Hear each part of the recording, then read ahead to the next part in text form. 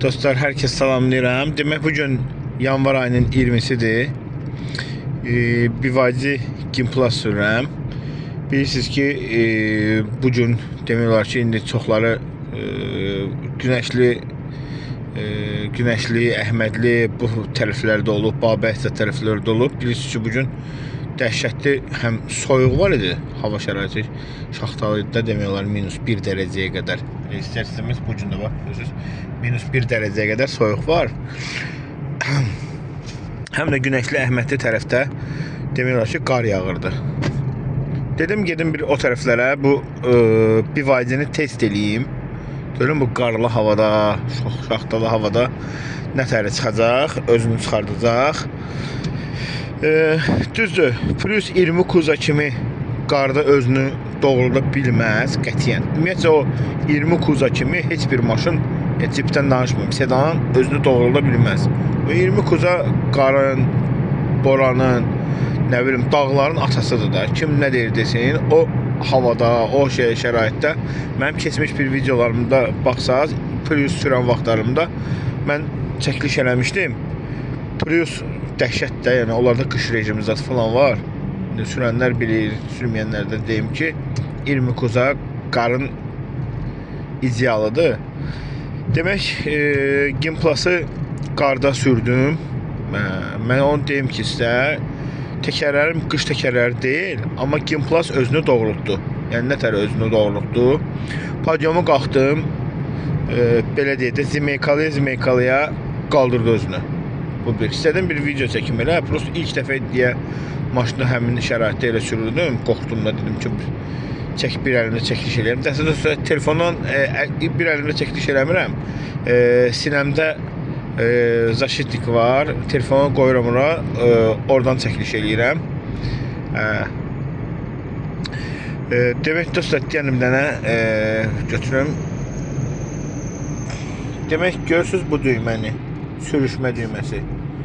Bu düymə ilə bu düymənin ikisini də aktiv elədim. Görürsünüz, yandı.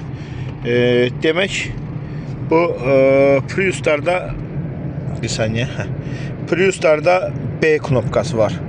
Karabkada bilirsiniz ki, aşağı sən B'ni basanda maşını elə bir, belə deyək də, padyomu düşəndə 4 ilə düşürsən, məsələn, atırsan 2-yə, 2 ilə düşür. Həmin o vəziyyətdə gedir maşın. Elə bir naqruskada gedir də, başa bir yüklüdür. Padyomu düşəndə də həmçinin ideal, qalxanda da ideal. Bir də ki, onu sizə deyim ki, dostlar, bunlarda ABS tormuz sistemi hələ ki standart qabaq işləyir. Amma o vəziyyət kritik olanda tormuzu basanda ABS aktiv olur, 4-də eyni vaxtda tutmağa başlayır. Neapolun kuruğundan düşdüm üzü, belə deyək, 8 noyabr tərəfə, Ukraynski kuruq tərəfə, yəni qarda sürüşmədi. Yəni maşın olaraq yaxşıdır. Padyomu da qalxanda həmçinin sürüşmə. Onun əlavə maşının obyomu ağırdır. Yəni o biz deyirik ki, yüngüldür, bu nə bilim filan, belə bir şey yoxdur. Həqiqətən maşının çəkisi ağırdır. Mən razı qalan fason oldum. Görürsünüz, yəqin qulaqsanlar, baxanlar görür ki, 100% sevinə deyəmədi, amma belə deyək də Prius'un elədiyinin 80%-ni elədi. Mən qardazda sürdüm, yay təkərlərindən sürdüm. Vəxşəm, belə deyək, normal da, pis deyil. İlk dəfə idi ki, çıxırdım qarda, indi bilmirəm. Maşın olaraq yaxşıdır. Əgər, onu da deyim ki, dostlar, bir dənə pis cəhədi odur ki, şaxtalı soyuq havada benzin çox işlədir. Yəni 6 litr, 7 litrə qədər qaldırır. Böyle peçi də yandırırsınız. Vəbşəm 3 tərəfdən, 4 tərəfdən naqruskaya düşür maşın. Benzin çox işlədir. 10 manata 150 kilometr, 160 kilometr. Daca lap şaxtalı olanda 140 kilometr, 130 kilometr.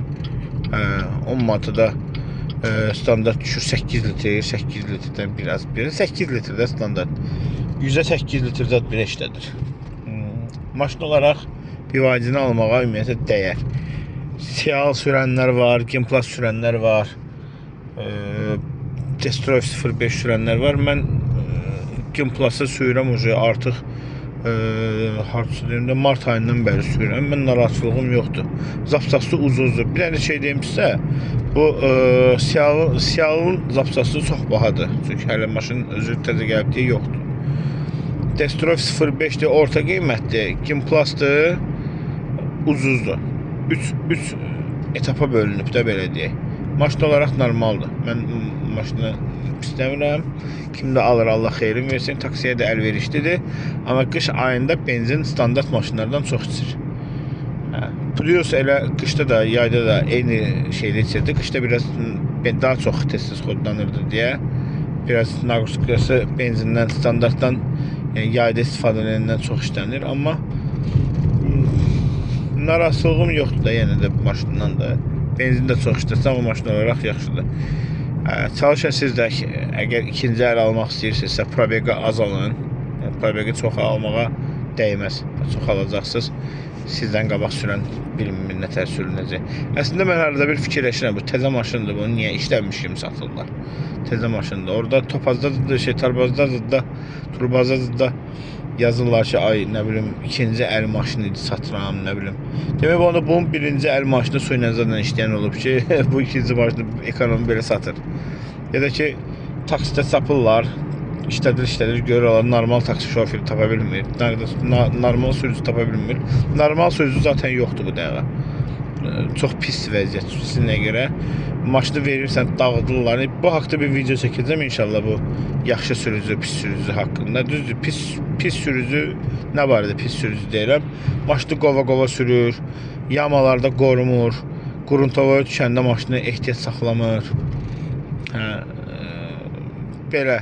Amma belə deyim, yaxşı sürücü də var ki, Allah'ın olsun, öz maşını kimi baxırlar. Yəni bildiyin sahibkar maşınını öz maşını kimi baxır. Gözü bəbəyi kimi baxır.